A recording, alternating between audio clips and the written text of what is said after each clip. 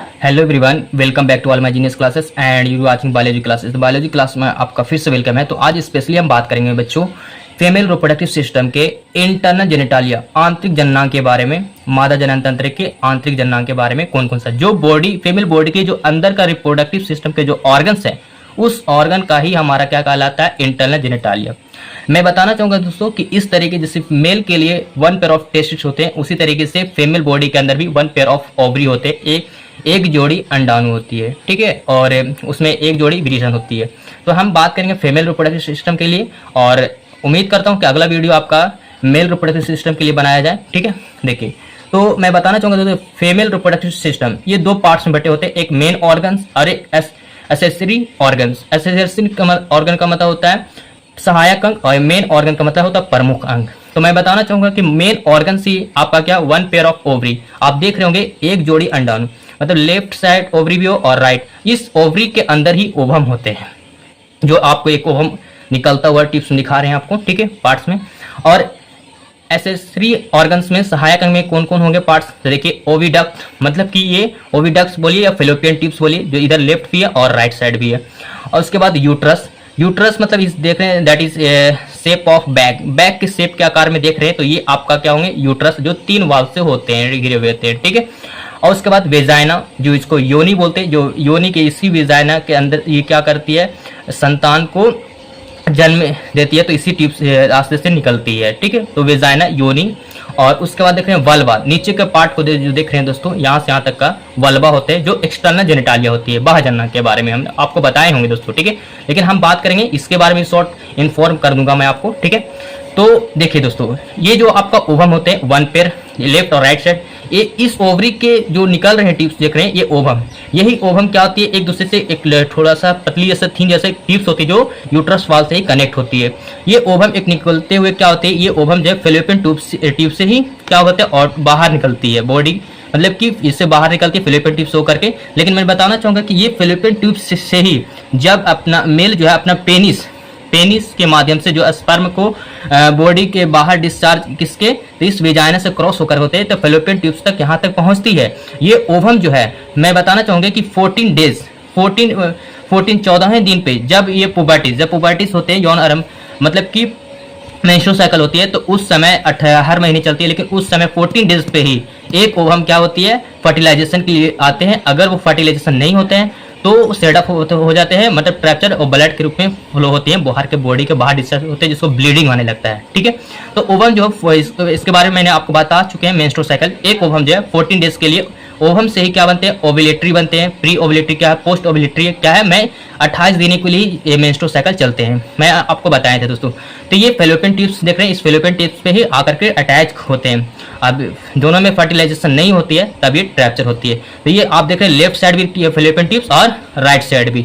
उसके बाद देख रहे हैं यहाँ पे इस रेड फेस में देख रहे हैं, ये आपका that is shape of bag, bag के शेप में देख रहे हैं, दैट इज आपका यूट्रस हो गया, इसको गर्भाशय बोलते हैं। इसी गर्भाशय के अंदर क्या होता है, शिशु या फेटस बोल सकते हैं, जो भी शिशु का विकसित या डेवलपमेंट होती है, इसका साइज छोटा या बड़ा होती रहती है। मैं बताना चाहूँ कि ये यूट्रस जो होती है वो एक्चुअली दोस्तों ये 3 लेयर से ही क्या होती है, ये घिरे हुए थे।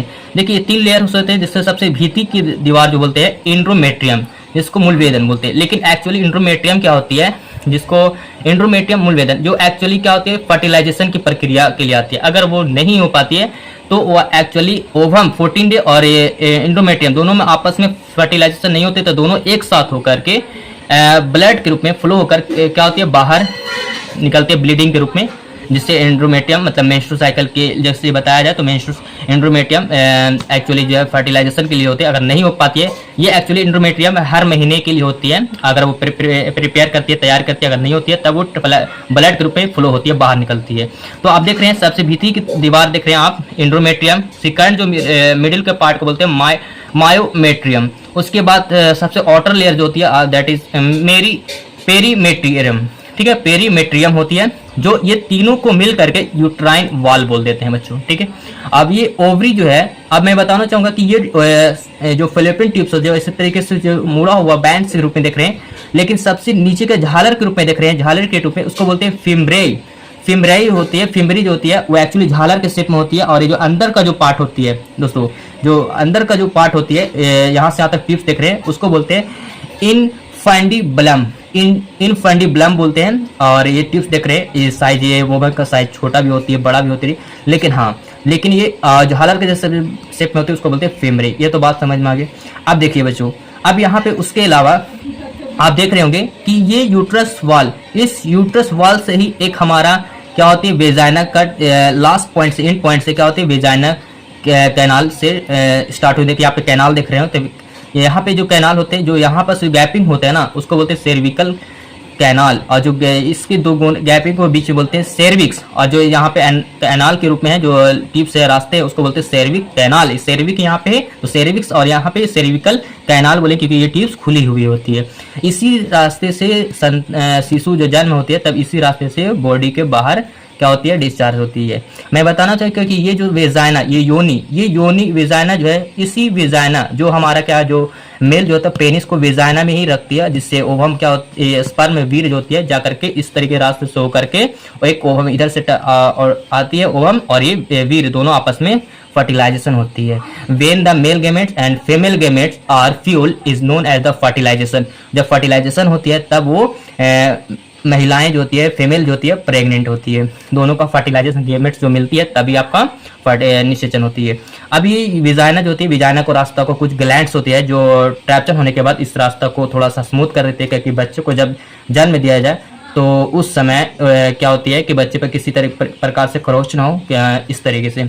अब ये वेजाइना हो गया। इस वेजाइना के टिप से भी उसके बाद मैंने आपको बताए थे इसमें एक्सटर्नल जेनिटालिया के बारे में, उसी बारे में मैं थोड़ा सा इन्फॉर्म भी कर दूं। देखिए, ऊपर का जो फूला हुआ भाग देते हैं या फर्टिलाइज टिश्यूज का मतलब गुदेदार जो होते हैं या कॉशन होते हैं गुदे, तो उसमें वो पार्ट आपका क्या कहलाता है, दैट इज मोन्स पीविक।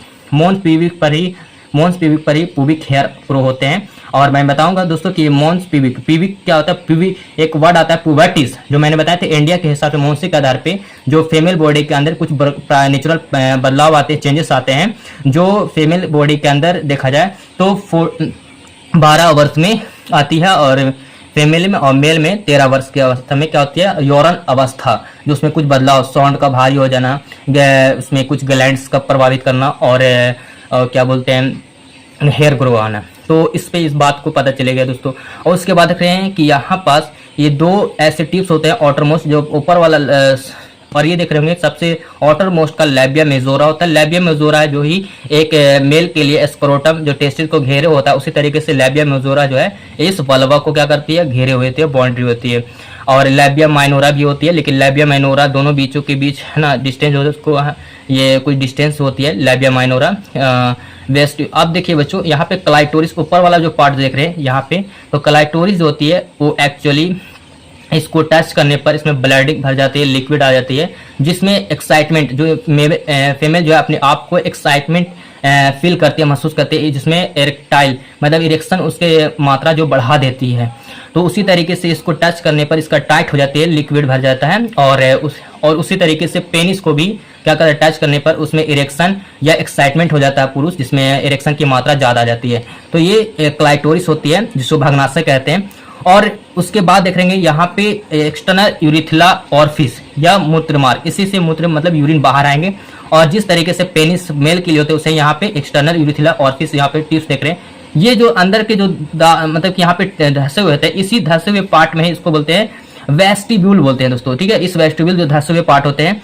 और उसके बाद लैबिया माइनोरा तो होती है, जो वेस्टिब्यूल के थोड़ा सा इसके इस अंदर वाला लेयर ही, दोनों के बीच की दूरी हमारा लैबिया माइनोरा कहलाती है। लेकिन ये मैं बताना चाहूँगा, तो इन्फॉर्म कर दूँ दोस्तों कि ये वेजाइना जो है इस वेजाइना के इसी से मेल जो अपने पेनिस के माध्यम से इसी से अपना स्पर्म से इसी रास्ता से जो वेजाइना होकर क्रॉस होकर के जाके फर्टिलाइजेशन होती है। इसी से मतलब शिशु जन्म में बॉडी के बाहर डिस्चार्ज होती है, डिलीवरी होती है, ठीक है ना। वेजाइना ऑरिफिस हो गया। उसके बाद ये वेजाइना के ऊपर एक लेयर होती है जिसको हम लोग हाइमेन बोलते हैं, सील बोलते हैं, जो एक्चुअली एक मांसिल लेयर होती है, जो एक्चुअली जरूरी नहीं है कि हाइमेन जो है किसी प्रकार से पहली बार जब फीमेल जो है किसी के साथ इंटर पॉपुलेशन करती है तो वो एक्चुअली ट्रैप्चर हो जाती है, ब्लड मतलब ट्रैप्चर होने के बाद ब्लीडिंग आने लगता है। जरूरी नहीं है कि ये हाइमेन ऑलरेडी वेजिरिटी, मतलब कोई नहीं कह सकते कि फीमेल वेजिरिटी है, नहीं, बल्कि वो जिम व साइकिलिंग या वेट करने उठाने पर ही ये ट्रैप्चर हो जाती है। तो इसने आप देखें कि ये हाइमेन एक मांसल और पतली बॉल जैसे होती है, लेयर होती है, जो एक्चुअली पॉपुलेशन या जिम साइकिलिंग या एक्टिविटी की वजह से क्या होती है, ट्रैप्चर हो जाती है। तो ये वेस्टिब्यूल अंदर के पार्ट को धंसा हुआ, मैंने एक फिर रिपीट कर दूं, देखिए ऊपर के यहाँ पे देख रहे हैं फूला हुआ शेप देख रहे हैं, उसको बोलते हैं मोन्स प्यूबिक। इसी मोन्स प्यूबिक पर ही एक कहते हैं पुबिक हेयर ग्रो करने लगती है। उसके बाद आउटर मोस्ट को हम बोले लेयर को बोलते हैं लैबियम मेजोरा, और अंदर वाला लेयर को बोलते हैं जो बल्बा को क्या कर दिया, बॉन्डेड किया, घिरा रहता है, जिसको लाइबियम माइनोरा। जो अंदर का पार्ट जो धंसा हुआ यहाँ से पार्ट को, उसको बोलते हैं वेस्टिब्यूल। इस वेस्टिब्यूल जो होती है वेस्टिब्यूल, इसके यहाँ से लैबियम माइनोरा लैबियम मेजोरा के बीच में जो धंसा हुआ पार्ट, उसको वेस्टिब्यूल। वेस्टिब्यूल के अंदर ही कुछ कंस्टिट्यूट पार्ट होते हैं, 2 पार्ट होते हैं, जिसमें यूरिथ्ला ऑरिफिस बोलते हैं, मूत्रमार्ग रास्ता, और वेजाइना ऑरिफिस। वेजाइना ऑरिफिस, इसी वेजाइना के अंदर से क्या होता है, कुछ ट्यूब्स इसकी लंबी होती है जो 8 से 7-8 करके उसकी लंबाई होती है। लेकिन उसके बाद यहाँ पे बताएं इसकी ऑटरोलोस्ट एक लेयर होती है, हाइमेन हो जाए तो पूरा तरीके से कवर नहीं होती है, लेकिन ये ट्रैप्चर होने के बाद ब्लीडिंग आने लगता है। उसके बाद ऊपर वाला बताएं क्लाइटोरिस, आपको बताएं दोस्तों, जो भागनास है, जिसको टच करने पर इरेक्शन की मात्रा या एक्साइटमेंट करती है, फीमेल महसूस करती है।